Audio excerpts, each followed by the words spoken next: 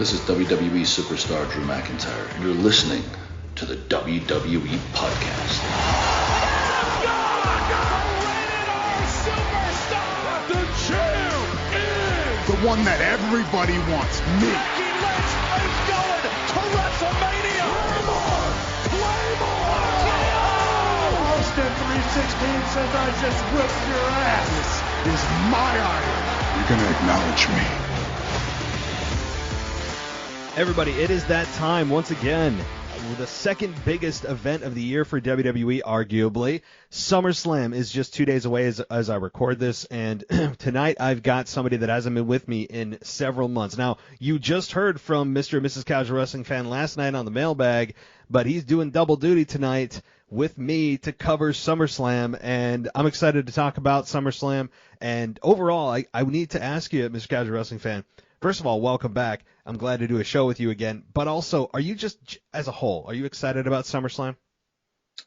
Yes, I mean, I'm ready. I'll say that. I'm ready to see SummerSlam. You know, I'm looking forward to some good surprises, hopefully. You know, Becky Bianca will be a great match. You know, obviously we the one, so I'm rooting for Roman. You know, I'm generally pretty happy with the card. You know, it could be better, but hey, take what we can get. And I think there's going to be some surprises along the way. I don't think that what you see is what you get. Obviously, a match was canceled. We'll talk about that with Riddle and Rollins, which is making a lot of people sad, but I think there's a plan there, as I don't think the injury excuse is real. So we'll talk about that. But first, you and I have to get to one quick email that was missed, my own fault, that you guys didn't answer last night, and we'll get to that email right now, guys, and then we'll dive right into SummerSlam. And a lot of this does have to do with SummerSlam, so here we go. This email comes to us from, let's see, it comes to us from Permafire Kyle. So it comes, and he says, hey, everyone, it's the return of Permafire. I can't say it. I don't even know what Permafire means. Maybe I'm the only one. Permafire Kyle, once again, after an insane week of wrestling news. Before I get started with my SummerSlam predictions, I need to address something about Oh, boy, here we go. Here we go, guys. The feud continues. Mrs. Dennis McGinley and her one-woman faction with just her in it as that one woman. She doesn't keep my podcast family, which is the Casual Wrestling family, out of her mouth. So if Mr. Casual Wrestling Fan is up for it, at the next premium live event, which I believe is Clash at the Castle, he's going to challenge Dennis McGinley to bring her person, find a tag team partner of her choosing, to face me and Mr. Casual Wrestling Fan in an intergender tag team match. And yes, I said intergender because it's for the young lady, Mrs. Dennis McGinley. Before I get to the next paragraph and finish out the email, do you have anything to say to this this feud going on here? I'm gonna be brief. Shout out to my boy New York Kyle, aka Permafire Kyle. We don't mess with Miss Dennis McGinley. She sucks. She's nothing, and I know she's listening. So guess what? You know what you can do. We got 2 words for you, but I'm not gonna say it on PG now. Maybe when WWE turns TV 14, we'll change the rating of this show. But for now, yeah, okay, cool. Anyway, now for the predictions. Let me say first that I'm writing this on Tuesday, so any matches that happened that day, after that day, could get announced. I will miss. First off, the Mysterios versus Finn Balor and Damian Priest of the Judgment Day in a no DQ tag team match. I think the Judgment Day will win by Rhea Ripley's interference and possibly Dominic turning on his dad, since it didn't happen on Raw. Next up is Logan Paul versus The Miz, of which I really don't care about. I think Logan wins, and you know how WWE is with celebrities. Next is Pat McAfee versus Happy Corbin. I think Pat McAfee will win because everyone loves him, and he is way more over than Corbin is, if Corbin even is over at all. Next is Riddle and Seth, and I'm going to ignore the rest of this Permafire Kyle because this match isn't happening. I know that you're saying Seth needs victory. We'll talk more about that later. Next up is Liv versus Ronda Rousey for the SmackDown Women's Championship. Unfortunately, I think Rousey's going to win, because I think WWE sees Liv as a transitional champion. And I know you guys don't like Liv, but come on, be honest. Would you rather have Ronda as champion again? Next yes. up, yeah, no, I'm with you. And here's the thing, Kyle. I have to say, before I continue with the end of your email here, I'm not going to ask Mr. Casual Wrestling Fan about every one of these, because we're getting to every one of these in our predictions. So that would be a bit counterproductive, I think, if we answered our thoughts on every one of your predictions. So, okay, so next up, Bianca and Becky for this Raw Women's Championship. Permafire Kyle, I'm just going to call him Kyle, thinks that Bianca Belair retains here, but there is going to be a double turn, and Bianca turns heel while Becky turns face. Bobby Lashley versus Theory for the United States Championship. I think Bobby Lashley will retain, but Theory will be back on the show later on, which he'll get to. And next is the Usos and the Street Profits for the Tag Team Championship. This is a rematch from Money in the Bank, but this time the special guest referee, JEFFJARRETT, Jeff Jarrett. I think the Usos will get a clean win this time with no shoulders up to retain. And finally, our main event, Roman versus Brock, for the final time, hopefully in a last man standing match for the Undisputed Championship. I think Roman retains and the Usos stop Theory from cashing in, but they stop him before he actually cashes in, so he still has the briefcase. So, any thoughts? I know, again, it's kind of hard to respond to that because we're going to get to our predictions, but do you have a general reaction to all that? I'm going to keep it very concise. Give me 30 seconds. Judgment Day, Vegas agrees with you. Pat Mack, Vegas agrees with you. Logan Paul, Vegas agrees with you. Bianca Belair, Vegas agrees with you. Usos, Vegas agrees with you. Roman Reigns, Vegas agrees with you. And Liv Morgan, Vegas disagrees with you. Liv is the slight favorite. Go ahead, Matt. All right. So before I go, Mr. Casual Wrestling Fan asked in Discord, who would you rather have as champion, Brock Lesnar or Theory? Even though I think it's too soon for Theory, we have seen it too many times on Brock. So I would have to go with Theory. Also, just curious, what are your guys' thoughts on Vince retiring and Triple H taking over as head of creative? I'm very excited. That's all for me this week. Talk to everyone next time, and all of you baby faces, stay permafire. So there you go, Mr. Casual Wrestling Fan. So he'd rather have Theory if it was a choice, and also he wants to know your thoughts, because I've given it a million times. I'm not going to re-give it. But what are your thoughts also on Vince retiring and Triple H taking over as head of creative? All right, let me give it to you like this. We talked about this briefly on the Mailbag Takeover show. First off, I'm only talking about Vince McMahon professionally. I'm not getting into no personal whatever's in the news. Just him wrestling professionally. I think Vince McMahon obviously changed the game. He changed wrestling for what it is today. Now, this might be a little different than how most people feel. Wrestling could get worse or stay the same. I mean, I know everybody's saying, yeah, Triple H, woohoo, Triple H. Triple H is off the Vince McMahon tree, technically. I mean, Stephanie McMahon, his daughter, is running it. Will it be some difference? Yes. But will wrestling improve just because of somebody else? I'm not ready to say that. I mean, so I ain't going to go deep on that. I'm going to keep it pretty brief. Also, I'm going to throw the question to you, Matt. If Roman had to lose the belt, would you rather go to Brock or would you rather go to Theory? I wouldn't even have to think about it. It'd be Theory. I mean, that's not even like to me a thought in my mind. I mean, no, Theory 100%. Would I want that choice? I wouldn't want it, but it's an easy decision given those two. Yeah. So. And last question before we move on, because I just want to put this out there for all the fans to hear your opinion on this. Do you think Liv Morgan is credible? Boy, that's honestly. No, I don't. I mean, if you're going to put a gun in my head, I don't.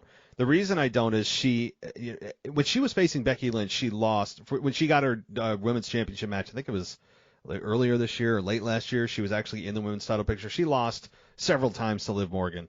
She barely does get victories, and when she does, it's only when they were putting her in place to win the Money in the Bank briefcase and then win the championship that night. Honestly, no, because when you look at her as champion, this isn't to say I don't like her or that she can't get credibility, but she spent 95% of her career not feeling credible. She spent 95% of her career, and this is no fault of her own, a lot of it's creative, but she spent most of her career in the dark, where she is just part of a group that WWE uses to elevate other women. She has been essentially an enhancement talent for most of her career, and then she wins the briefcase. And she can cut a good promo. I do like that about her, but she suddenly wins the briefcase and then cashes in at the most opportune time where we're supposed to feel that that's a credible win. No, it's not. It's not a credible win, which is why that match is designed for a heel. Most of the time, Money in the Bank matches are designed for heels to win because you want to take advantage of somebody when they're at their weakest. That's what heels do. So when a babyface does it, it's like, oh, okay, well, that's the rules of the briefcase, but at the same time, you're like, she's never won a championship, and if this is the only way she can win a championship is when somebody has already been beaten down and has an injury, that does kind of eat away at the credibility. So does she have no credibility? No, but she doesn't have enough to be champion. That's what I don't think. I mean, other than longevity. Okay, she's been there a while, right? Well, so is Dana Brooke, but... and R-Truth. I love R-Truth a whole lot more. God, I love R-Truth. He is R-Truth, and I don't want to get on a tangent, but I just want to say quickly about R-Truth. If WWE ever really wanted to make him champion, I think they could do it. I mean, I think is one of the most underutilized talent that WWE has ever had. He is genuinely funny. They don't have to try to make him funny. He's actually a good dude. His story is a lot of fun or really just amazing to watch. If you watch the 24/7 on R-Truth, it's awesome. He is a guy that you can respect or that you don't have to worry about from a PR perspective. And he has got an actual connection with the fans. The fans would go crazy if R-Truth ever won the championship. It'll never happen. But yeah, he's a missed opportunity. So. All right, let's get into the actual card here, SummerSlam card. And again, guys, I want to preface this. If you're listening to this after SmackDown that is going to air tomorrow night, that's at least when we record this, we have not seen any changes or modifications to what happened on SmackDown, if there are any last-minute ones. We do know about the Seth Rollins and Riddle cancellation, so we can speculate about who Rollins' opponent is. But let's start with it, and... let's see, where do I want to start? My computer just froze because I got the latest card here, and my computer froze. So hang on with me, guys. I am clicking on it now. I'm going to a different site. CBS Sports just kind of gave me oh, there we go. Okay, the Mysterios versus Finn Balor and Damian Priest. No DQ match. Mr. Casual Wrestling Fan, what is your official prediction for this match? My official prediction goes to the Judgment Day. I'm a big proponent of when Edge was in the group. That's when I feel like the group was on point, fire.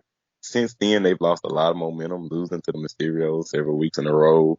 I'm really not a big fan of Finn Balor even being in the group. I don't really like the heel gimmick.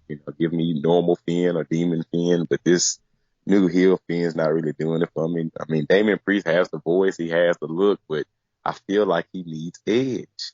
Rhea's back, which helps a lot, but the group without Edge just lost a lot of steam. They was hot. I mean, 100 degrees when Edge was there, and then when they took Edge out the group, everybody was like, what's going on? And they haven't even followed it up to make the group look as dominant. But I think they'll get the win over the Mysterios due to Dom turning on Ray, and Ray might be going for the hot tag, and Dom hops off the apron, shakes his head no. They beat down Ray, and then Dom gives him the concerto to finish the complete heel turn. So that's my prediction. What about you, Matt?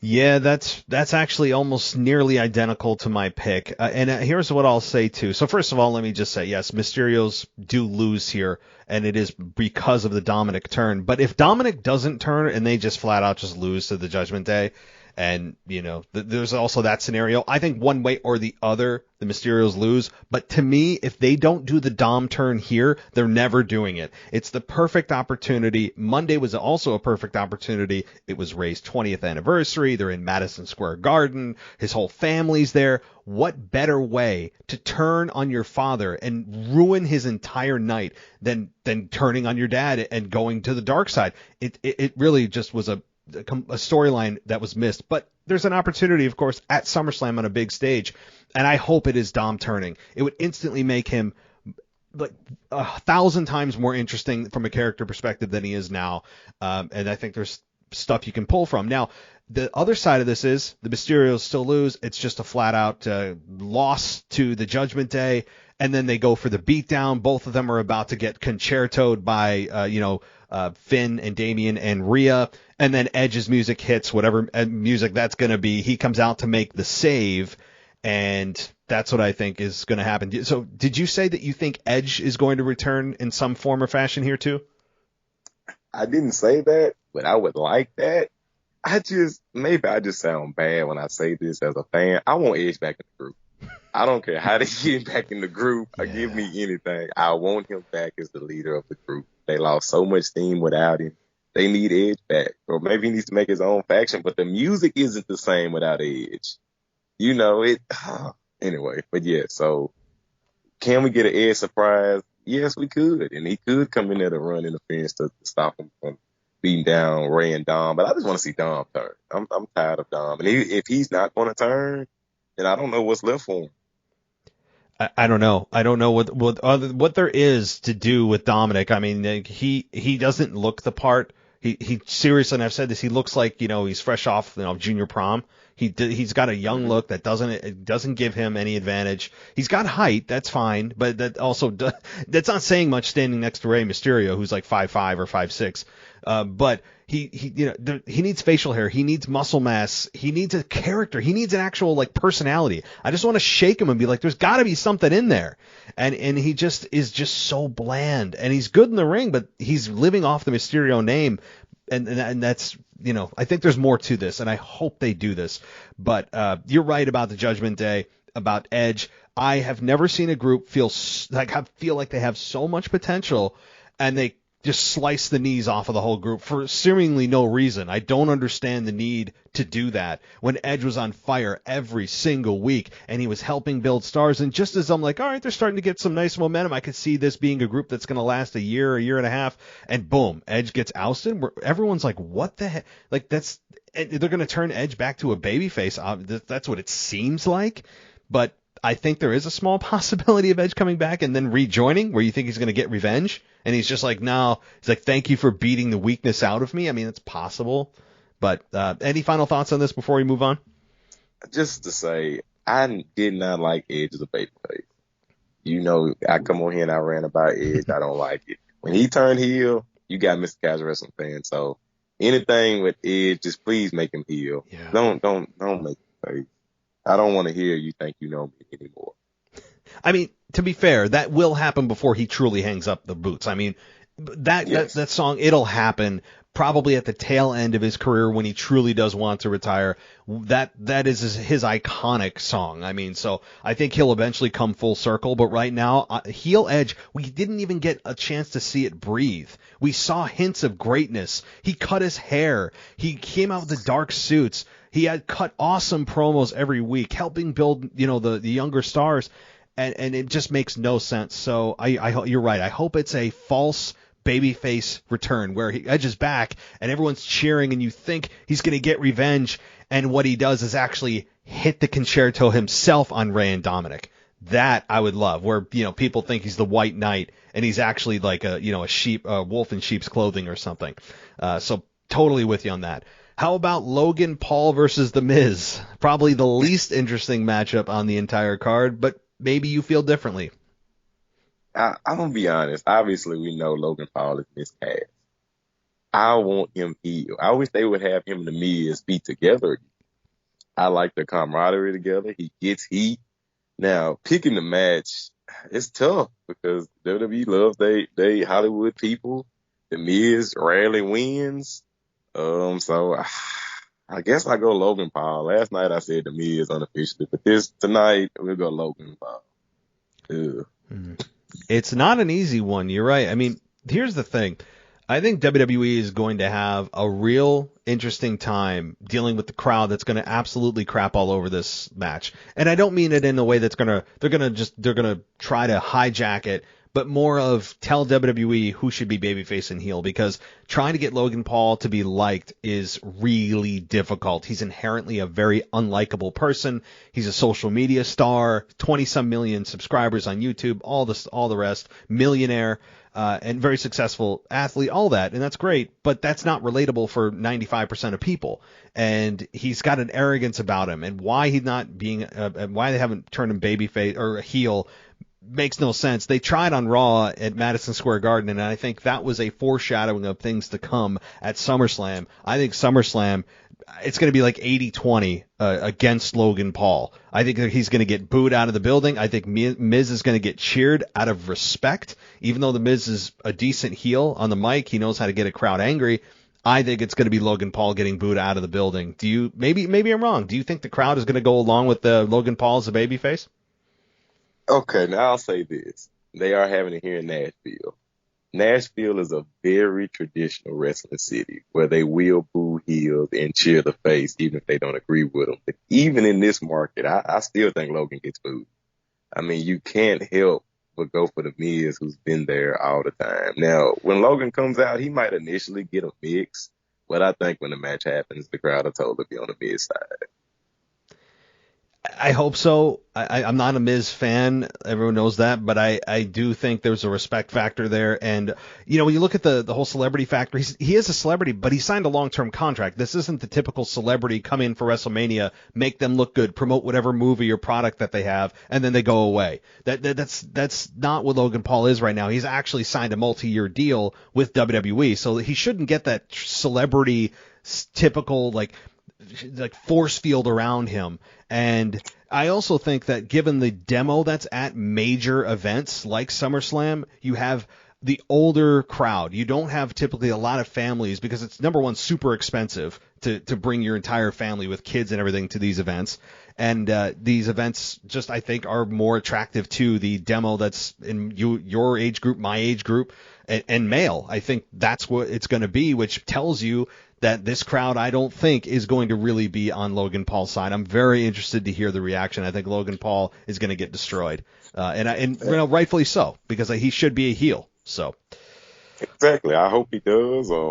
I'm right. I want the Miz to win, honestly, in my heart, you know.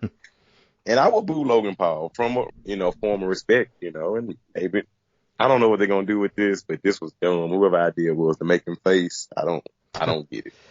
Well, they figured the Miz is somebody that can get any crowd to boo him, but I think they're missing the fact that the demographic at SummerSlam and the fact that this is a guy that's super unlikable, not relatable. They've kind of dismissed them or minimized those factors, and I think they shouldn't have. Oh, but by the way, yeah, my pick is also Logan Paul. I think Logan Paul does win this. It's his debut one-on-one match. It's against the Miz. Miz can take any loss at this point in his career. So, yeah. So you and I right now, crazily, are on the same page. So far, 2 for 2.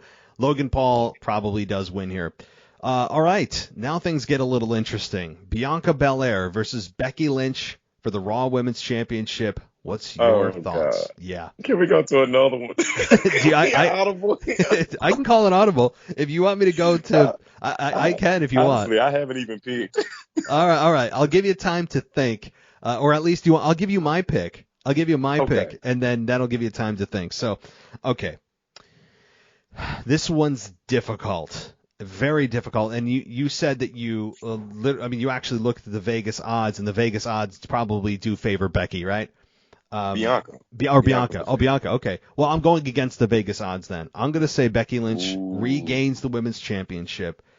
Number one, Bianca Belair as a babyface is getting very boring, or not boring, frustrating. It's getting repetitive. I think they've squeezed all the juice out of her babyface character, at least this version of it, that they can. And she hasn't done really much of anything since she became champion. She occasionally sits at ringside to watch matches. She's done that like for 4 weeks in a row at one point. Doesn't go on commentary. Says the same old slogans over and over. She's the EST, the best, the fastest, the greatest, the strongest, all that. Super heel, by the way. And she doesn't really do much of anything. And this past week, Becky Lynch comes out, and this is what a babyface would do, and just starts beating the hell out of Bianca. No backup, just her, and just starts brawling with Bianca. And that's, to me, the sign, I think, of a hint. If you're looking for something of a double turn, double turns aren't easy to do. They're very difficult to do, but I think the writing is on the wall here. Becky Lynch is somebody that no one really wanted to boo in the first place. She hasn't had a very successful heel run as much in terms of when you compare it to her babyface run. I also think that the music they've used for Becky Lynch has contributed to the fact that that the people don't want to boo that. It's such a babyface song that you just, it's like a Pavlovian response. Like, people want to cheer it. And she's easy to like. people gravitated towards her for that whole babyface run. The fans pretty much willed WWE, forced them to put her in the main event, and I think that Bianca Belair again is much better suited to be a heel right now. There's arrogance on her that she's suppressing. And so my pick is Becky. And the last thing I'll say, the last reason I think that they're going to do a double turn here is because they're going to set up for Ronda Becky at WrestleMania. And Ronda will be a heel. Hint, hint in my pick later in the show that Becky and Ronda will finally have their one-on-one match at WrestleMania with Becky as a babyface, Ronda as a heel, as it should be. And they'll establish those roots at SummerSlam. So Becky Lynch is my pick. I hope I gave you enough time. I like I like what you said, but maybe I'm on the other side. I like Becky as a heel. I mean, I hated her heel run at first. Just as a wrestling fan, was a big Becky fan. When she came back, she liked the heel run. But Becky has really, I think, hit her stride as a heel.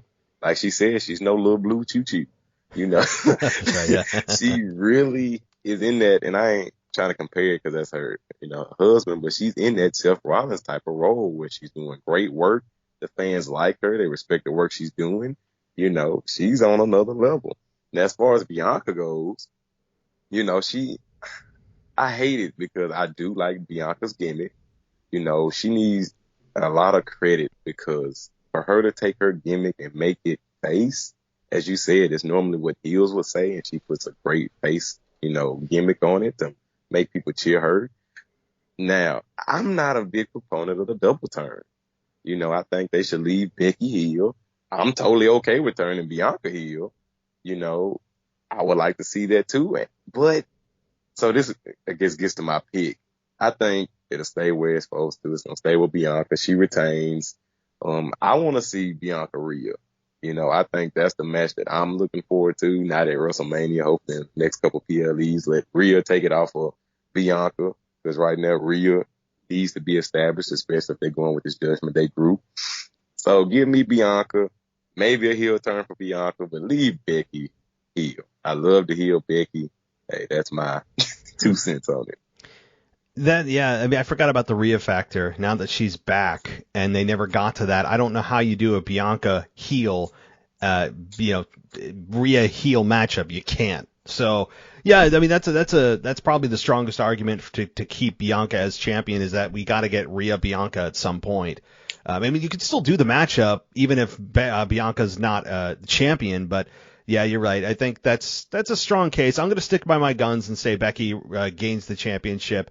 Bianca Belair, is probably going to get booed. I mean, even if the double turn isn't officially happening, you don't see it like very obviously. I think the crowd is going to not be super friendly with Bianca. It's probably going to be a very, very mixed crowd where it's like kind of 50-50 for both women. I don't think it's going to be super strong pro Becky. I don't think it's going to be super strong pro Bianca. There's going to be dueling chants, I think, throughout this matchup for both women. So the crowd's going to play a big role in this. I think it's going to be split right down the middle. So, all right, let's talk Pat McAfee and Happy Corbin. Do you need extra time on this one, or do you think you have an idea of who's going to win? No, we can go straight in on this one. Give me Pat Mac for the win. Happy Corbin's been on the downslide. I'm tired of the Happy Corbin gimmick. I want to go back to Bummy Corbin. I miss it. I do. It was great. The ketchup stain, the mustard stain, bumming for money and then being ungrateful when you get it. It was perfect. So I'm totally with them letting him lose all his money again, letting all his cars get repossessed. But I do think this will be a Pat Mac win because, what's going to happen? Pat Mac's going to go back to the booth. Happy Corbin's going to go do whatever he needs to do. So put the win on Pat Mac. That's my pick.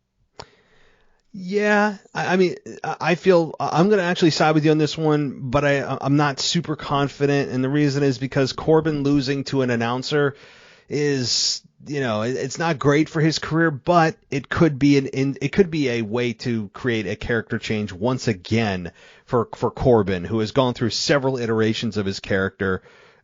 He's evolved, and that's what you need to do. But I agree. If there's some way, if Pat wins and he beats Corbin, which by the way is my pick, I think that you could have Corbin go into a tailspin and somehow, there's some there's some investigation being done with him where there's unpaid taxes, and then there's a lawsuit by the IRS, and then he loses all of his money. You could just do something silly like that, and Corbin goes back to being the absolute bum. That was something I think they could have run with another few months, because every week there's just something lower and lower that he was doing that was just embarrassing. Like, first of all, him growing his hair out was hilarious. I mean, his hairline, and everyone knew it, but he had to, like, think about this. He had to go through, like, airports like this. I mean, maybe he wore a hat the whole time. I don't know. But, like, that's commitment. And it was just, the look was awesome. The disheveled white shirt that was just constantly a mess. The things they were doing, like, it was great TV. So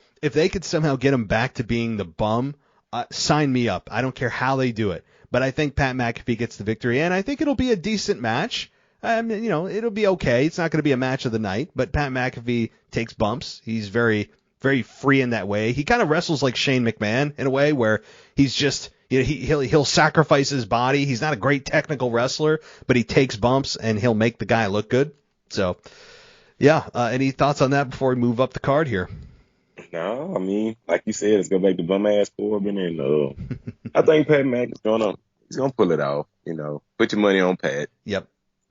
All right, here we go. Here come the big money matches. The Usos versus the Street Profits, undisputed WWE Tag Team Championship with special guest referee Jeff Jarrett. What are your thoughts? You're not going to spell Jeff Jarrett? I didn't want to. My brain didn't have the capacity, because if I screwed it up, I didn't want to say J-E-W. Like, I probably would have messed up one of the letters, so I just said Jeff Jarrett. Yeah. Forgive me. Obviously, you the twos, we the ones. Give me the Usos. The Street Profits are great. I do like the Street Profits. They do a great job. Montez Ford is the guy. But in this situation, I think you leave the belts where they are. Leave them on the Usos, the bloodline. I'm ready for some dissension in the Street Profits. I'm ready for Montez Ford and Angelo to get ready to break up. This can cause a little tension. If we turn Bianca heel, you can have her go to Montez, say you better than him, baby. Let's do your own thing and run like that. But here nor there, point is, Usos get the win. Clean win. Oh, clean. Oh, clean. Okay. Ooh, that's key. 1D, 1, 2, 3. Do you think this has the potential to be as good or better than their match at Money in the Bank? That was an absolute classic. I don't know, because I don't know if they have the time. With them, they got a lot of matches, and it's a big show.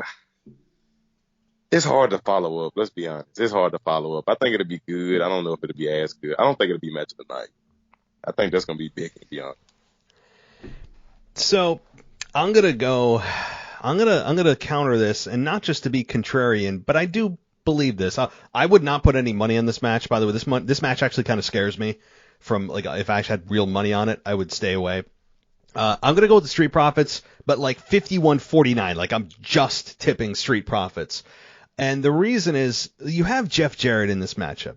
If this was any old regular match, why are we creating special referees here? There's got to be some reason Jeff Jarrett's in this match. Now, I know the narrative is, Corbin, we had Montez Ford have his shoulder up, and then Jimmy or Jay, I forget which one, had their shoulder up in a matchup, and the referee missed it. Well, first of all, from a logical standpoint, if you have to bring in a guest referee, meaning somebody that's never done the job before, to just do the very basics of, hey, making sure the guy's shoulders are on the mat before you start counting, that's not a great look for WWE referee, job performance. Okay, but they're bringing in Jeff Jarrett for a reason, and I think that Jeff will call it down the middle. They're not trying to set up an angle with Jeff to have a match with anybody, but I think that Jeff Jarrett will play some kind of role that maybe a normal referee wouldn't. I just don't know exactly what that is. But to me, it looks like the Street Profits will come away with the victory here. And because Jeff Jarrett maybe doesn't put up with any of the Usos' crap, they're trying to cheat or something, I don't know. But to me, I agree. I'm with you 100% that the Usos, or rather the Street Profits, need to break up, and I want to see Montez Ford go on a tear. I want to see him. I mean, he'll probably feud with Angelo Dawkins for a while when the split happens. Montez Ford is easily the biggest star that one of the biggest stars that WWE has in their pocket when they want to do it. But I think there's a little bit of juice left to squeeze out of the Street Profits as a tag team. I don't think they're totally done yet where people are totally sick and they're like, oh my God, get Montez Ford out of there. They're starting to feel that way, but I don't think it's at a boiling point. And really, the tag team division as a whole is always thin just by default. And they're one of the few credible tag teams. So I think that you're going to have the Street Profits win. Roman Reigns is going to lose his mind on SmackDown that he's, they're disrespecting the family and, all that kind of thing. But, the Usos title reign isn't as important as Roman Reigns' title reign, and we'll get to that. So I think the Street Profits win. And again, not confident at all, but just enough to say the Street Profits will win. And I think it's going to be a really good match. I don't think it's going to live up to the Money in the Bank Classic, only because it's really, really difficult to duplicate a match like that, where sometimes you just have to have all the ingredients come together just at the right time with the right people and have the right amount of time. I think it's going to be a B+ to A- match, but it's going to be, I don't think wrestling wise, it's going to be a duplicate of Money in the Bank. So there you go. Street Profits win. And I think we just talked about Jeff Jarrett. This might be wrong, but from my perspective, I think they just added him in the match for two reasons. Number one, he's from Hendersonville, which is right outside of Nashville. So I think it was a ticket sales. And also, he's going to be going against Ric Flair in his last match. Yeah. Which is going to be crazy to see. I don't know if I want to see that. I'm so scared for Ric Flair. Like, I'm just... I want to get tickets. I mean, honestly, that's my You'd guy. watch it? Yeah. I'd go. I mean... You don't never want to, you hate to see the last greatest hits, but I mean, if the man, I don't want to see him die, but I mean, if it did happen, you want to be there. Yeah, I guess that's true. Talk about a silver lining. That's a silver lining. Yeah. So if he craps out, yeah. I mean, I was in the crowd when that happened. Yeah. That's true. It's like you'll always remember where you were. What you were doing that moment, right? I mean, true. That is very true. You'll be there for a absolutely historic moment. So what'd you do this weekend? I was in the crowd when Ric Flair dropped dead.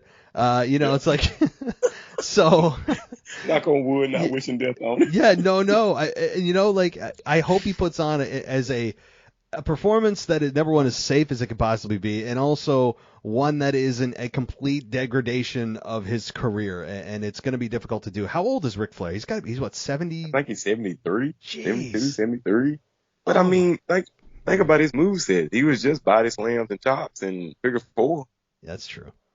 Yeah, I mean, he wasn't doing 450 splashes, and yeah, that's true. The suicide dives, yeah. So that's true. Yeah, his moveset does lend itself to somebody of that age. If you're going to do it, I guess that's as safe as a moveset as you can do. But that's okay. Yeah. All right. Well, if you do go, get your cameras out, because you never know. I do wish Ric Flair the absolute best, I have to say. And I'll be interested to watch it, and maybe I will. So, all right, let's get to it. 3 more matches, and we'll be closing it out here. Bobby Lashley versus Theory, the United States Championship on the line. Who wins this? The Almighty, Bobby Lashley. I think he retains. The same reason as I picked for the last PLE, I just don't see Theory beating Bobby clean. I think Theory's going to have a rough night, not giving away my predictions for later, but I think Theory has a rough night. I think he loses to the Almighty. That's all I got for you. Theory is a great person, though. Let me put that out there. Theory is great. 24-year-old man out there handling business. I think he's better than Randy Orton at this age. I mean, and to not be a generational superstar, it's crazy. He can go on the mic. He can have the crowd in the palm of his hands. He's in 4 different feuds right now on 2 different shows, with the championship being one of them, United States Championship being the second one. Dolph Ziggler's getting clout just from hitting him, and he's great. So, Theory, he should be the young and up-and-coming wrestler of the year. Great gimmick, great guy, great attitude. And, I seen an interview with him outside of wrestling, and he's a really great guy. He's not that type of person in real life. He's genuine. He's not arrogant or cocky. I mean, he's a great person. So, Theory deserves it, but he's going to lose this against the Almighty. I'm with you on this one. This is a more money-safe match for those that are interested. I think that Lashley has got to be the heavy favorite here. And I think rightfully so. But Theory, I think, is going to put up a good fight. He'll probably have a couple of moments to try to cheat to win. Lashley feels very comfortable as the United States champion. It fits where he is right now. I'd still love to see him as actual undisputed champion. I think he's capable of that. We've seen it. But if they're going to put him in a championship matchup and have him be champion, certainly United States Championship is a nice place for Bobby. Theory just doesn't have a chance. They took him out of the United States Championship picture on purpose. They're not going to give him the championship back and then have him also be Mr. Money in the Bank. It gets too confusing. It feels like you don't have a direction for the character, and also like then where does Bobby go? Yeah, absolutely. Bobby Lashley retains here.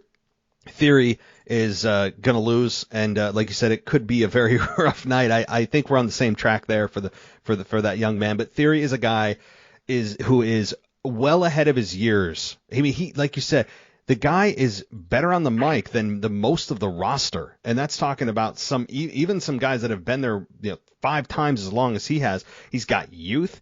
He checks all the boxes of a guy that you'd want to build on in terms of a future WWE champion, a future main event of WrestleMania. He really has for all the crap we gave Vince about the segments with Austin Theory at the time in his office and the weird $5 billion egg that was on his desk at Survivor Series last year, and all this weird stuff he did with Theory, basically degrading him in his office and all that.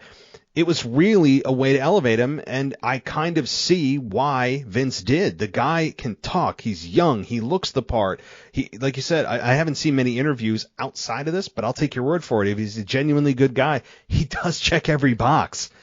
So Theory is a guy I think that is probably in 2023 going to be a future WWE champion. So yes, and one last thing about Theory. I love him. I cheer Theory, but it's great to see him get his ass whooped. Yes. I mean, when Brock, I'm not a Brock fan, but when Brock lets the music hit, I'm saying, yes, he's gonna kill him. Miss Casual fans like, you cheering for Brock? No, I'm cheering because Theory's gonna get F5 2-3 times. Yes. And that's as good of a compliment as you can give a heel, where you can respect how good he is, but you're not going to cheer him because he's a cool heel. I'm not going to sing along to his songs. I'm not going to sing along and to his catchphrases. I'm not going to say A-Town down. All that. No, I want to see somebody beat his ass. That's as big of a compliment as I can give the guy. So he's in a great space right now, and he feels comfortable. It doesn't feel like it's too much too soon. It's amazing. So, all right, second to last match here. Liv Morgan versus Ronda Rousey, SmackDown Women's Championship. Go ahead. A little time, Liv. Well, this one's tough for me too, because I'm gonna be honest. People like Liv, but I got one hang up. I cannot see her beating Ronda clean. That is my biggest hang up on the match. How does she beat Ronda Rousey clean? I don't see it. And unless she gets help from a heel, maybe. But even with Bayley returning, she would return face. So you would need Ronda to turn heel somewhere in the match. Well, maybe you don't. I don't know. But I'm going with Ronda. You know what I mean? That's a tough pick for me because I know Liv has, a slight momentum from the WWE universe, as they like to say. But I just don't see her beating Ronda clean. So give me Ronda.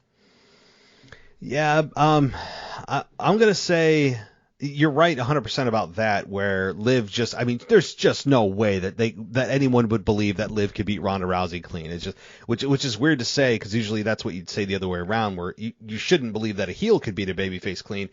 In this case, though, I think that Liv, while she can't beat and shouldn't beat Ronda clean, I think she somehow still hangs on to the belt. Now, if she doesn't, Ronda Rousey's probably going to get booed out of the building anyway. I think it's going to be a very Logan Paul reaction for Rousey. I think it's going to be that dynamic. Ronda Rousey's going to get booed, and I think she's going to get booed pretty badly in this matchup. I mean, probably 90%, 10% for her, 90 against. So that said, though, if she's the de facto heel in this match, then you could have a returning Bayley, but you're right. How does she return as a babyface if Ronda's not really a heel? It gets kind of weird. I think Charlotte could maybe show up. You haven't heard much about her. Maybe Charlotte comes back to exact her revenge against Ronda, but I don't think people want to see Ronda Rousey and Charlotte again. So, or maybe Liv just lucks out and maybe she gets kind of a fluke victory where, I don't want to say count out or something like that, but I think that there's got to be a third party in this. This can't just be straight up. I think Bayley does actually return in this matchup to distract Rousey. We get a Liv Morgan. She hits her Oblivion, I think, is her finish. She hits her finish. She pins Ronda because of the distraction from Bayley, and that's how it happens because there's just no other way unless you're going to have Liv turn heel, which isn't happening. So, that's bad that we're talking about a face champion that we don't think can beat somebody. Yeah. That shows the credibility. And last point, I feel like WWE missed turning Ronda heel. They should have let Liv cash in and let Ronda beat Liv. When she put in the ankle lock, should have let her win. The crowd would have totally crapped on Ronda, and they could have started her heel turn. Oh, it's Money in the Bank. Yes. I was waiting for it. I'm like, oh, that's right there. Do it. Yes, they missed it. But hey, all right. Yeah, no, I'm with you. I saw it, and I was waiting, and I was like, part of me was like, oh, cool. Like, I hate Ronda Rousey as champion, but if they do this right now and Ronda taps Liv, the crowd's gonna lose it. I'm like, what are you waiting for? And they didn't pull the trigger. They just had her shake her hand, and it's like, what is this? So really, this whole program, based on their promo on SmackDown, is built on passion. Who has more passion? Like, that's it. It's very bizarre. So, all right. Let's get to it. The main event, Roman Reigns versus Brock Lesnar. Last match, last man standing. I got to make sure I say it the right way. Last man standing match for the undisputed WWE Universal Heavyweight 24/7 European Championship. What is your prediction on this one? I think we've got it based on your hints previously, but who wins? Hey, once again, you the twos, we the ones. Roman Reigns and retains. He's not going to lose this belt. Now, I'm not going to lie, you guys. Triple H taking over could change the trajectory, but I don't think so. I think he's going to be Brock. I think he's going to be Drew at Clash at the Castle. I think he's going to be Randy when he comes back. I think he's going to be whoever they put in front of him until next year's WrestleMania. I don't think no belt comes off of him. I think they keep both the belts on him. He stays, undisputed champion. I know everybody says, I hate it, pull one of the belts off of him. Guess what? Deal with it. The Patriots was champion for years. Deal with it. The Yankees, deal with it. It's part of life. Ric Flair was champion for 3 years, lost the belt for 3 months, and got it back for 2 more years. Bruno Sammartino was champion for 7 years, lost the belt for a couple years, and got it back for 5 more. That's how it goes. In Mr. Casual Wrestling fan world, I would have him lose the belt at next year's SummerSlam, come back at the Royal Rumble, and win it again at 2024 WrestleMania and be champ for 2 more years. People would riot. Yeah. But deal with it. That's the point of your champion. That's credibility. We don't change belts every 3 months. So my money's on Roman. Brock, this could be his last match. They saying this could be his last match. So tune in. I think Theory does cash in. That'll be funny to see them beat up Theory during the match, but give you some comic relief during it. But I think at the end, which is kind of crazy to see Brock lose a last man standing match that he has to be knocked out for 10 seconds. But get ready to watch it. Do you think Ziggler shows up? How does Theory fail in the cash in? What happens there? I think he just comes in during the middle of the match, and I think Roman and Brock stop fighting each other and just start beating him up. Which would be very funny. The crowd would love it. Brock hits his L5, Roman hits the spear like they're trying to prove whose finishers are worse. You could get a little comic, then they throw him out the ring, get back to fighting, and he comes back in and they do it again. It's high funny. Now you might see Dolph Ziggler during the Bobby Theory match. That could happen, but that's my prediction. Roman Reigns and retain. What do you got? So I'm also of the belief that Roman Reigns retains. The crowd's gonna be really pissed about that because this is a big stage. I disagree. Yeah, and people are gonna be. But here's the thing. I think people are getting pissed more at creative, not necessarily at the character Roman Reigns. I think they're getting pissed at creative, and they feel that the Monday Night Raw roster, the men's roster, is getting negatively affected by Roman Reigns holding both belts when he shows up 1 out of every 3 shows, wrestled for the first time on Monday Night Raw since September of last year, only because it's Madison Square Garden.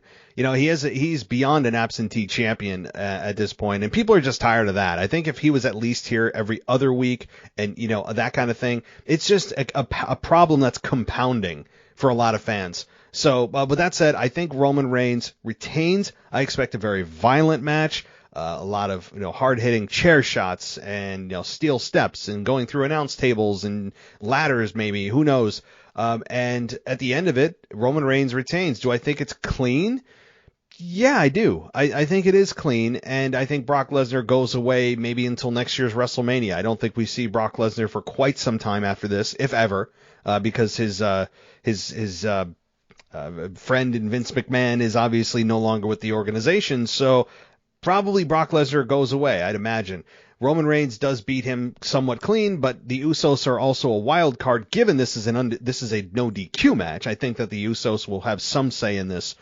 But I also believe that Theory will try to cash in. I think that Theory probably has a failed cash in, but doesn't actually cash in the briefcase. So where he's going to try to cash in when both guys are down, and he hands it to the referee, and in exchange between him handing the briefcase to the referee and the bell ringing, he gets speared or F5, therefore the match never really started, and he keeps the briefcase, but he's also not capable of actually cashing in. So they kind of get the best of both worlds, where he keeps the briefcase, but also it doesn't cash in because he's not capable of it, because Brock F5'd him or something before the bell rang for his cash in. So, but the one thing that I will say, I would give it like a 2 out of 10 chance that at the end of this, where Roman Reigns is holding his championship up high, the crowd is booing, and this is something I give a small chance of, is The Rock coming out and not doing anything as far as physical, just staring at him and having a face-off. And then we don't see The Rock for a while until, obviously, they have we get closer to WrestleMania 39. I think that's possible, of The Rock coming out just to set the table, so to speak, for WrestleMania 39. Yeah, I can see that. But let me hit one of your points, because I've been talking about finicky wrestling fans for the past couple of days. Quick rant. Wrestling fans are finicky. You're finicky, listeners. You're finicky. You're wishy-washy. Last year, people are saying, oh, I'm tired of Roman Reigns saying, insert city here, acknowledge me. Roman Reigns leaves. Now we don't even get Roman Reigns. They won't come to my city. Roman Reigns, #1 merchandise seller, still. Every time you can see the shows, it's Bloodline apparel everywhere. When he goes to the shows, tickets sell out, ratings through the roof. You tune in for Roman. They're getting what they want. That's what your champion's supposed to do. He's supposed to be a draw. Less is more. And yes, it irritates some fans to say, well, we don't see him all the time. But guess what? When you do see him, it's special, like a champion's supposed to be. Now, would I like to see Roman say, insert city here, acknowledge me every Friday and Monday? Yes. But guess what? It's okay. Just acknowledge him when he tells you to. You know, I'm fully on the Roman Reigns train. You know, I like what he's doing. It does suck that he's not around as much. But like I said, when you see him, it's special. The MSG show, you got to see him 3 times. When the last time you seen Roman Reigns 3 times? They ain't get to wrestle once. I mean, that never happens. You know, hadn't his last 2 matches been on free TV? Against Riddle on SmackDown, against the triple 6-man tag on Raw. So you're even getting free opportunities to see your champion. Appreciate what you do, what he does. Acknowledge him when he comes out. Put your ones in the air. And that's how I feel about it. If you don't want Roman champion anymore, you want to pull the belt off of him, stop buying his stuff. You stop buying his stuff. Don't buy the shirt. If WWE's not making money off of him, trust me, they'll pull the belt off of him. But as long as he's still selling out, you're going to see Roman Reigns hold both belts. Yeah, merchandise sales, which is why the New Day is still together. Somehow they must be profitable from a children's perspective, because they continue to be a group 8 years later, which is just infuriating. But I think that Roman Reigns definitely is. The thing is, with Roman Reigns, people look at him as, he's holding this belt hostage, and I understand that that's the point of Roman Reigns. He's supposed to piss you off, and people are saying, "Oh, he's here too much. Now he's not here enough." And you're never going to make anybody happy. It's just, and WWE knows this, that's the way fans are. But I also think that you could kind of have your cake and eat it too here, where you could still have him, and I know you said no to this, but you could have him take the WWE Championship, and you could have him somehow, I don't even know how or care, honestly, how they would do it, which is just get it there, is put the belt back on Raw. Give Raw a champion. I mean, right now, they don't have a championship to compete for, and if they're not going to take the belt off of Roman until WrestleMania or beyond that, then Raw is just kind of sitting high and dry, unless they also don't do the brand split this year. If they don't do the draft, which essentially has been dead for many months anyway, with people constantly crossing over with no reason, no explanation, it's not even acknowledged anymore, then fine. Okay, you have one championship for the one brand. You don't have a brand split. Then I would understand a little bit more. But I think it's just more of that now they're negatively affecting other guys. It's not just about Roman and his story, which has been very good. It's now hurting the career of Seth Rollins or Kevin Owens or whoever else wants to compete for that championship, when Roman is there, 1 out of every 3 SmackDowns in every other pay-per-view. And I can understand that, but once again, if they get rid of the brand split, what will people say?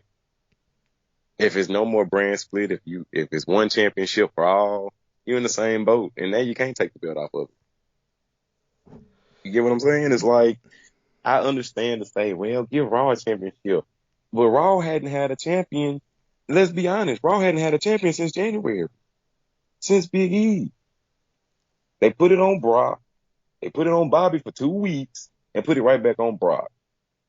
And Brock came to one Raw before WrestleMania? So this has been a problem for Raw before Roman Reigns. I'm happy with it. And I can't see why people ain't. But I don't think that Seth Rollins would be champion if the championship was on Raw. I don't think a KO would be the champion if the championship was on Raw. I don't think... I don't think no guy that needs the elevation right now would be champion on Raw. So that's why I'm kind of okay with it. I wish Cody was there. If Cody was there, I'd be saying, yeah, put the championship on Raw. Let Cody hold it. Right. No, I hear you. But, yep.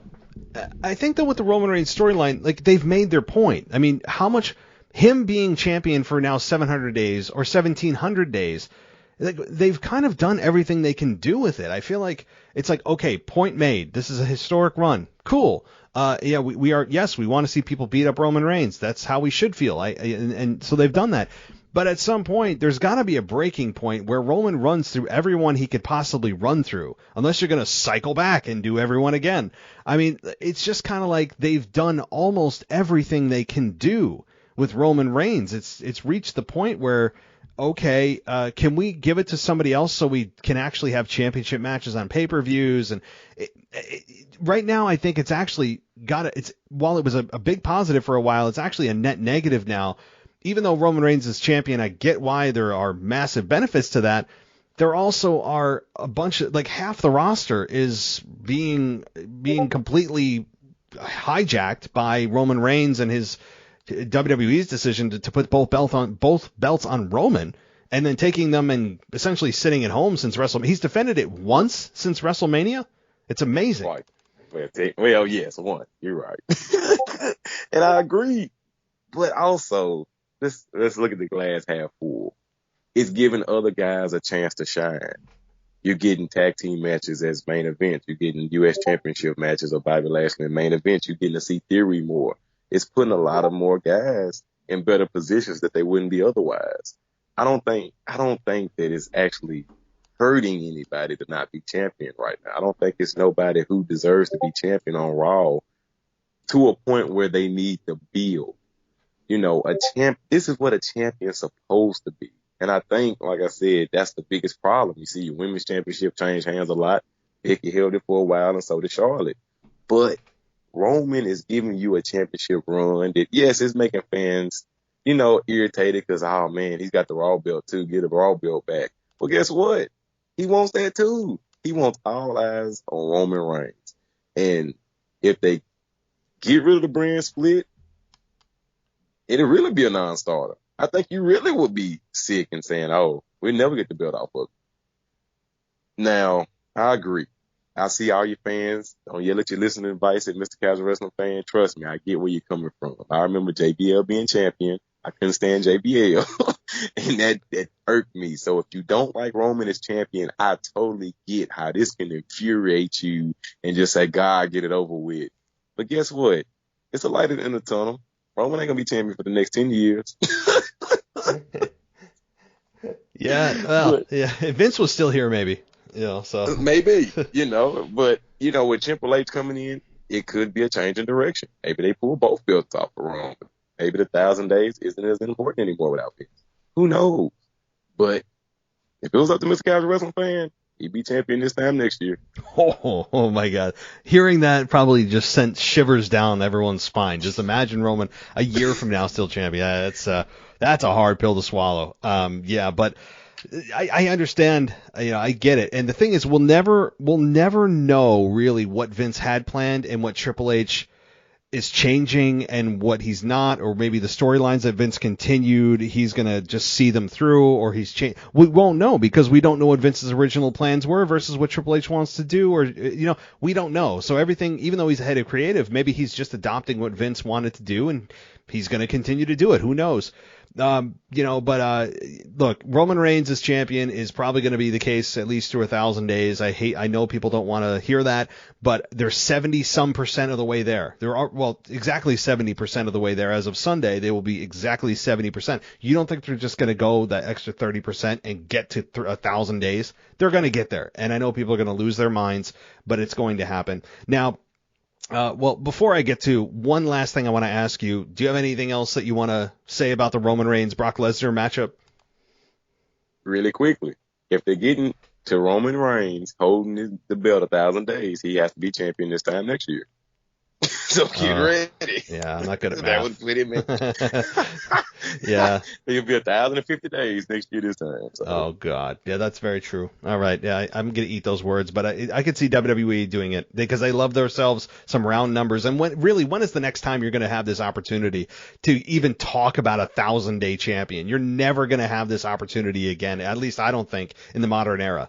Fans don't have the patience for it.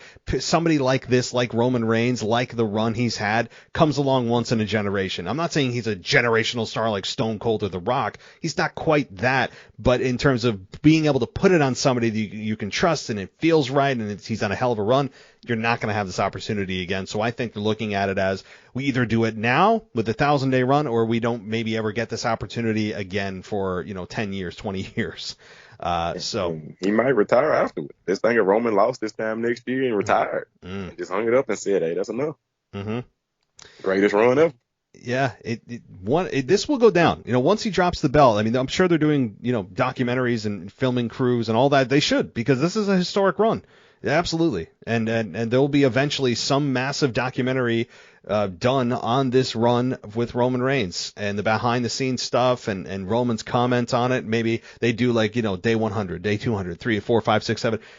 They could do a nice documentary on this. So, all right, I got to ask you one more thing, a match that's not even on the card because it was taken off. Riddle and Seth canceled, and the reason that we're going to be given is because Riddle was injured from the attack from Seth on Raw, which is a kayfabe. It's not real, but that will be the reason we're given. So that said, with Rollins supposedly, now it's not confirmed here on the card, but if Rollins does have somebody that he's going to face at SummerSlam, or he has some kind of impact, he has to show up at SummerSlam. It'd be really disappointing if he doesn't. What does he do, or who does he face? Oh, that's a good one. Good question. Tough, let right? me say this. Yeah. First, I don't know why they took the match off the card. I don't think they was going in cold. I think they had a good storyline leading up. I was going to choose Riddle to win. You know, I thought that would have been a good spot to put Riddle over. I don't know who they let him face. I don't know where Randy Orton is with his injuries, supposedly.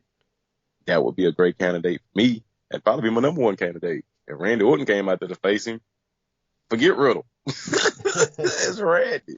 But outside of Randy, I mean, it don't make sense for Edge. It don't make sense for a lot of people. The KO don't make sense. Cody? Yeah. I was thinking the only thing, and I know Cody, early. I know, but here's the thing. Cody, I still don't think it's going to happen, but given the fact that he was able to compete with that injury, I don't think he'd be stupid enough to risk it if it wasn't safe, I would hope.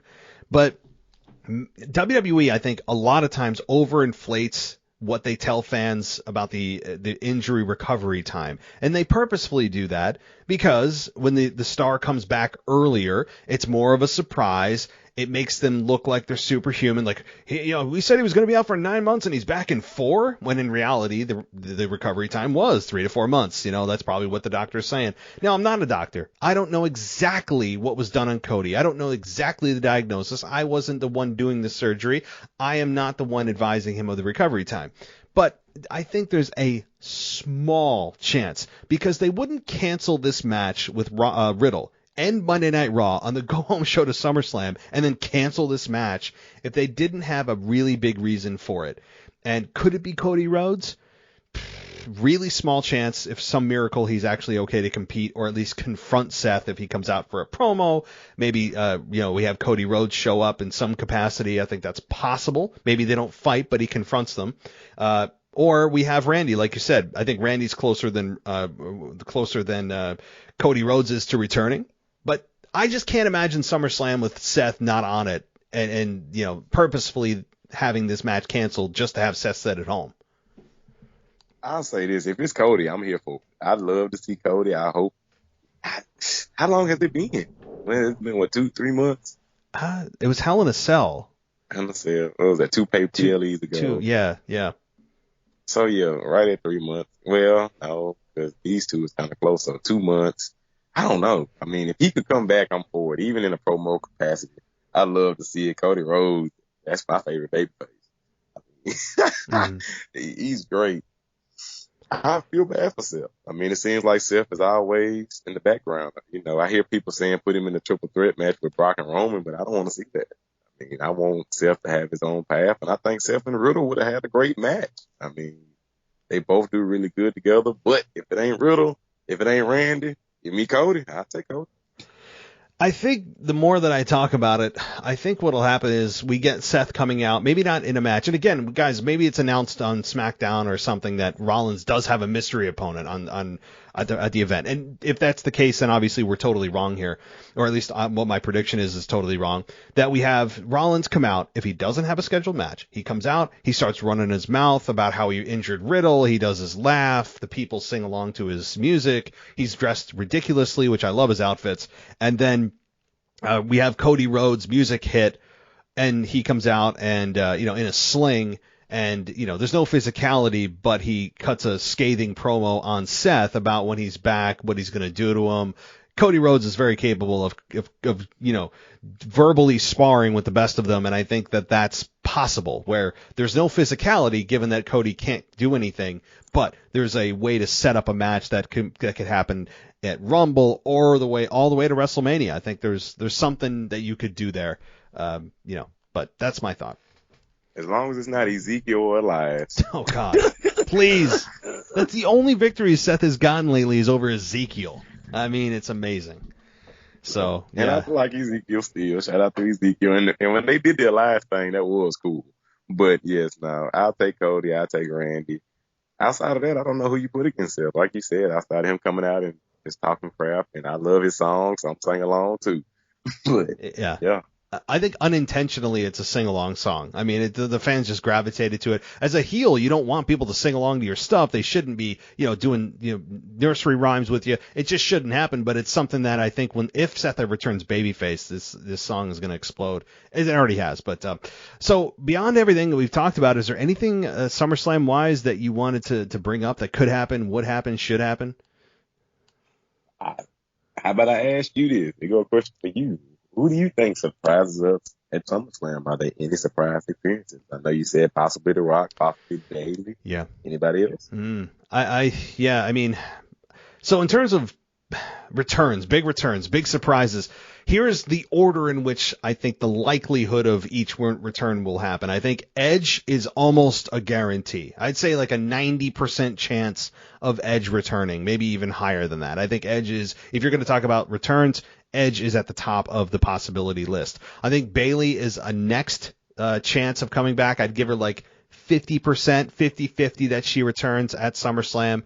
Then I would give Charlotte maybe like a 40% chance of returning at SummerSlam. I'd give Randy Orton maybe like a 25% chance of returning, and then I'd give The Rock like a 10 to 20% chance of returning to confront Roman Reigns to set up WrestleMania 39.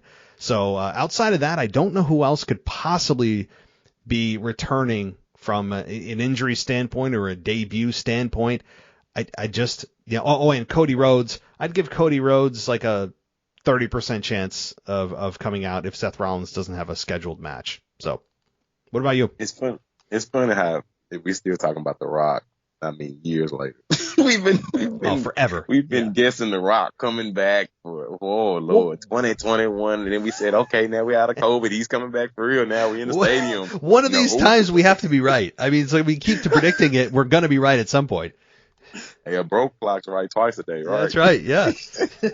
But, I mean, I'm in the boat with your picks. Edge, I think Edge is a big pick to come back. I mean, it was funny we didn't see no vignette for him this week, though. We'll say that. Yeah. And maybe they'll give us one on SmackDown. But, Edge high on that, Bayley high on that. It's hard with Charlotte because she's going to be in town anyway, but I don't see them. She's not going to interfere in the Liv match because her and Ronda, they went twice already, or 3 times, wasn't it? Yeah. Yeah, so I don't want to see that no more. So, I agree. Bayley, high chance. Edge, high chance. Rock, 1%. Yeah, that's where it's at for me. I can't think of anybody else possibly returning. And, if I was to be just a common sense, most likely what's going to happen, you'll just have an Edge return and probably no others, but I hope that WWE has a few tricks up their sleeve. They do have a few other returns in mind. And do I think all of these are going to happen? No, I'd give, again, like 2 out of the 5 that I just gave you are going to happen. And I think that Edge and Bayley are at the top of that list. So, all right. Well, very good. I think this is a lot of fun. You and I need our sleep now because we are both tired from our day of work and family and everything else. So, but before we go, guys, if you haven't checked out the mailbag yet, please do. The Casual Wrestling Fan and Mrs. Casual Wrestling Fan do a takeover show every single PLE/pay-per-view week. So the next one will be at Clash at the Castle, which I think when the hell is Clash at the Castle? Is it like the end of September? I think it's August. It's bizarre. I think I have to Google this because I think Clash at the Castle in Wales is let me do it. Clash at the Castle. It is why isn't it telling me what it is or when it is? No, it is. It's September 3rd. I thought it was at the end of August. So September 3rd in Cardiff, Wales. Yeah. So that'll be the next time, guys, that the takeover show will take place. But before we go, do you have anything else that you wanted to close with? Let me do 2 things real quick. Let me give some quick shout outs, and then I got one request from you. We're going to give some clickbait. But first, let me give a shout out to Tommy S. Casual Wrestling Crew. Shout out to the Patron Casual Wrestling Crew. Shout out to my boy Detroit Kyle, Casual Wrestling Crew. Shout out to Permafied Kyle, man. We read your letter right here on the show, man. I expect some love for that. Shout out to Trash Man Twitty over at WTFW Podcast. They do a good job. Shout out to Mean and real quick, Grim Reaper too. He real cool. So shout out to him. Alex, the French guy, he cool too. Now, Matt, let's give the people some clickbait. Okay? I'm ready. Let's give them, you can prelude this at the beginning of your show and you ain't gonna want to do it, but come on, Matt. Say Gunther. Come on. I can't. Got one in you. Gunther. I can't. My mind, my heart, my soul will not allow it. I can't do it. I should. You got it. I can't do it, man. You can say it at the beginning. You can say, "Hey, listen in." I say a special word. Boom. I refuse. I mean, your connection's breaking up. I don't know. It's telling me. I think my laptop's at 1%. I'm just about to say it too. So, oh man, maybe one of these days. Maybe what I'll do is just like have a few drinks before I come on here. That's your best chance, everybody, for me to get there. Is if I have like a few beers before I come on the show, which could also be very disastrous for this podcast. But you might get that out of me. So there's that. So. I can't do it. If the fans want it enough, maybe I will. Maybe you guys want to take a vote or something. I don't know. We'll see. There it is. And also, everybody been wanting you to join Michael Ritter in the fantasy football league we doing. So join in. Oh, I did get something on that. Yeah, I have my own fantasy league here with some of my friends and family. But yeah, I've gotten really into that the last few years. So is that on the Discord chat or something? Yes, sir. All right, cool. Very good, guys. Well, and very good. I'm a Scottish wrestling fan. A lot of fun here. So enjoy the event, and looking forward to our next conversation, hopefully sooner than later. Sounds good. Remember, everybody, you the twos, we the ones. Mr. Casual Wrestling Fan for Mr. Casual Wrestling Fan. And, hey, man, you can end us out of here. Absolutely. Thank you so much, buddy. We'll be in touch, and looking forward to seeing what you have to say in the Discord server. So you have a good night. Yes, sir. You too. Take care. Thanks for listening to the WWE Podcast. Don't forget to subscribe on your favorite podcast app so you don't miss a show, or head to WWEpodcast.com. And for all of these shows ad-free, head over to patreon.com/WWE Podcast. Until then, we'll see you next time.